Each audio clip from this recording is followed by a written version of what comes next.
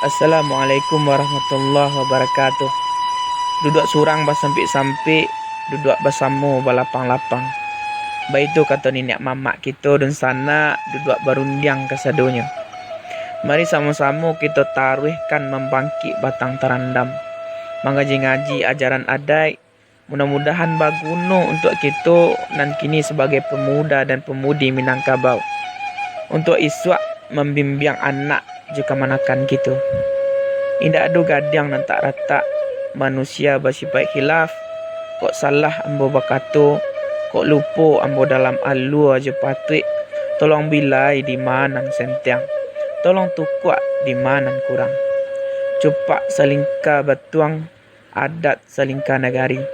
Lain lubuk, lain ikannya, lain padang, lain bilalangnya. Namun ikannya itu jua. Baitu kata orang tua-tua. Sekian cerita ambo tentang kepemimpinan di Minangkabau.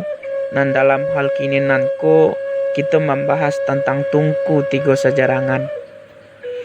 Dan ambo dapat dari diskusi dan juga dari berbagai sumber. Terakhir, tuntutlah ilmu sampai ke ujung dunia. Dan ilmu agama jangan sampai tinggal.